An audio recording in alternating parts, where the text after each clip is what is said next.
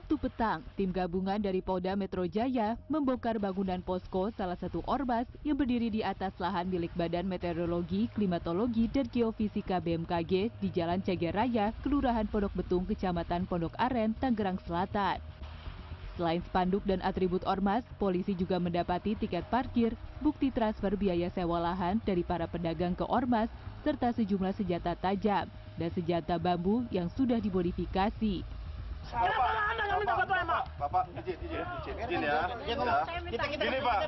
Beberapa saat sebelum pembongkaran, ahli waris lahan dan kuasa hukumnya sempat beradu argumen dengan perwakilan BMKG. Suasana sempat memanas ketika masa ahli waris mengadang truk milik BMKG yang akan memasang pagar di atas lahan. Kuasa hukum ahli waris menuding pihak BMKG tidak berhak mengeksekusi lahan seluas 12 hektar ini dengan alasan dasar hukum yang mereka miliki tidak kuat. Kami akan serahkan tanah ini, ahli waris akan serahkan tanah ini sesuai dengan aturan pengadilan yang ada. Silahkan ambil alih tanah ini dengan mekanisme yang benar. Ditandai dengan adanya surat perintah eksekusi dari pengadilan dibacakan oleh jurusita pengadilan.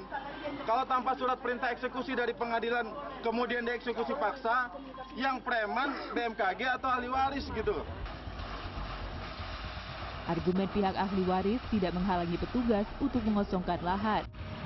Polisi pun menangkap 6 orang yang mengaku dari pihak ahli waris serta 11 orang anggota ormas.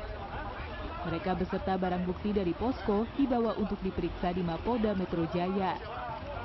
Polisi menduga selain menduduki lahan sengketa, para anggota ormas juga melakukan pungutan liar hingga puluhan juta rupiah kepada sejumlah pedagang di sekitar lokasi. Pengusaha pecel lele dipungut 3,5 juta per bulan. Ya, tadi rekan-rekan bisa mendengarkan sendiri dialog antara Pak Kapolres Tangsel dengan pengusaha pecel lele tersebut.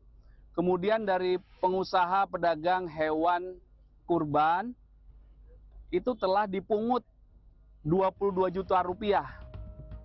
Tanah seluas 12 hektar yang diduduki ormas merupakan milik negara.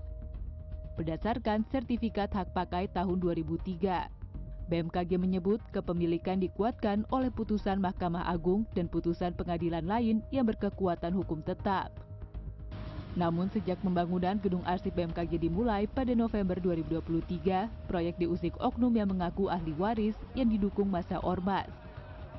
Massa memaksa penghentian konstruksi, mendirikan pos, dan menyewakan lahan ke pihak ketiga. Pimpinan ormas bahkan menuntut uang kompensasi senilai 5 miliar rupiah sebagai syarat untuk menarik massa dari lokasi. Fahru Rozi, Tangerang Selatan, Banten.